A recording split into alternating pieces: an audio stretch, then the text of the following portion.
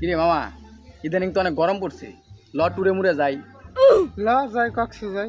তাই সবাই তো যাইবি, তাইলে 10 করে ফেলাই। আর তুই কি কস? জানা যায়, কিন্তু মামা আমার তো টিয়া বেশি নাই। তা ওর যেহেতু টেয়া শর্ট, তাহলে সাইম দুজনে 2000 ভরি, আর তুই 6000 ম্যানেজ দিস।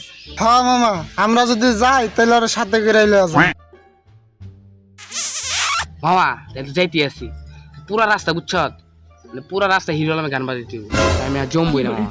এ কি এর আবার হিরো আলমের গান? গাড়ির মধ্যে যদি লালন ব্যান্ডের সুমির গান না চলে তাহলে আমি যাইতামই না, প্রোগ্রাম ক্যান্সেল।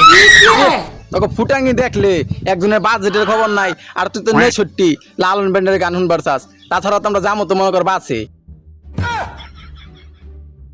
বাসে যাবি ঠিক আছে, তাহলে এই কর, স্লিপারে যাই। কি করছ তুই? হ্যাঁ যাই। তো মামা স্লিপারে যাবো। মানদার পোলারা স্লিপারে যাবো, স্লিপারে ভাড়া জানা গেলে লাল সবুজে যাবি না, তো যাওয়া লাগবে না, বাসে যা ঘুমাগা।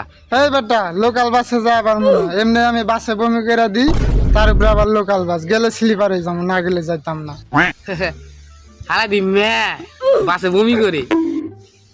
রাগ করবো, এমনি টিয়া বেশি দিছে, কথা হইছে না, রাগ। যা হাওয়া, যাইতামই না। আরে মামা সমস্যা নাই, তোরে জানালার ঘুরে বহা মুনি। আর তুই চিন্তা করিস না, তোর লাগা পলি কিনে নিয়ে যাবো এক বান্ডি। হ্যাঁ বেটা, মানে বমি করতে হবে। তুই ইচ্ছা মতো বমি করিস, সমস্যা নাই তো। সম্মানদার বুলারা, এখন যদি আমার ইন্ডিয়া ট্যুরে যাইতে চাস তাহলে আমার লাস্ট ডিসিশন, প্রাইভেট কার ছাড়া আমি যাইতাম না। প্রাইভেট কার, লোকাল বাস দুইটাই বাদ, গেলে ওখানে আমরা স্লিপারে যাবো, কথা ফাইনাল। হ্যাঁ তাহলে স্লিপারে যাওয়া লাগবে। কি করছ তুই? খালি তোকে মুখের দিকে তাকায় রাজি হইলাম। আর সমস্যা নাই মামা, বাস থেকে নামার পর বুঝছ, যে হোটেল দেখমু সুইমিং পুল আছে ওই হোটেল আগে উঠবো। তারপর মনে কর সারাদিন কাঁকড়া খামু আর অক্টোপাস খামু, খাই সারাদিন পার করে দিই। আর রাইতেল প্ল্যান মামা কি জানোস, দুটো বোতল নিবো ঠিক আছে, তোরা দুজন মিলে একটা খাবি আর আমি একটা খামু। আর খাওয়ার পর আল্লাহ শখ কত দেখ দিব। আর তোর বাজেট জানি কত, কয় টাকা দিছ জানি তুই? আর তোর যে প্ল্যান দেখতাছি, এই প্ল্যানে তো তিনজনে তিনটা বেশি বেচা লাগে। হ্যাঁ বেটা, আমি কিছু বেচা পারবো না, ওই টাকা কম দিছে ওর বেশি।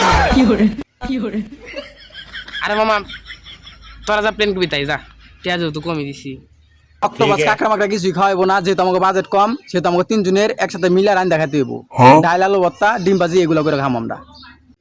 দেখ মামা, আমি রান্না বান্নার বেজালে যাইতে পারবো না। কক্সবাজারে আমি একমাত্র আইছি মেয়া দেখার লিগে। হ্যাঁ বেটা তাই তো। আর মনে কর একটা শর্ট প্যান্ট করবো, পরবার চোখের চশমা থাকবো আর হাত থাকবো ডাব, আর ডাব খামো আর খালি মেয়া দেবো। কি করছ তুই? হ্যাঁ এটাই তো এইটাই প্ল্যান, না রান্না বান্না করা পারতাম না। আচ্ছা ভাই, তোরা যেমন তাই করিস, তোরা না খাইতে পারলে আমিও না খাইতে পারবো। আর আগামী 25 তারিখে সবাই এই জায়গায় দেখা করবি, আমরা এই জায়গাতে রওনা দিব। আচ্ছা মামা, 25 তারিখ রাত্রের বেলা, ঠিক আছে? রাত্রের বেলা রওনা দিমু। আর সবাই যেন রেডি থাকো, ঠিক আছে? হ্যাঁ সব কথা আচ্ছা যা তাইলে দেখা করি। হ্যাঁ আচ্ছা ওকে। হালাই যাইবো কক্সে, ওর মতো প্ল্যান কক্সে যাইবো। এমনি টিয়া দিছে কম, আর সারাদিন বলে অক্টোপাস ছাড়া কিছু খাইবই না। ওই অক্টোপাস জীবনে চোখ দিয়ে দেখছে, দাঁড়া হালাই কল দিছে। হ্যালো মামা, তোর কই? আমি তো রেডি হইতাছি, তাহলে একটু পরে বাইরে, তোরা কি কস? হ্যাঁ মামা, আরে না রে, আমার তো মনে কর যে নানি বাড়ি যেতে হইব, বুঝছো, ইমার্জেন্সি চাইতে হইব। হ্যাঁ মামা, হালাই তো আমার কল দিছে, দাঁড়া দিই কি কয়। হ্যালো, হ্যাঁ। আরে মামা যাইতে পারবো না রে, আমার একটা ডেট আছে। সরি মামা, রাগ করিস না। জানি না বেটা, টাকা তো কম দিচ্ছি, এই কারণে তোরা টোরটা ক্যান্সেল দিলি। সমস্যা নাই, মনে থাকবো, দেখিস।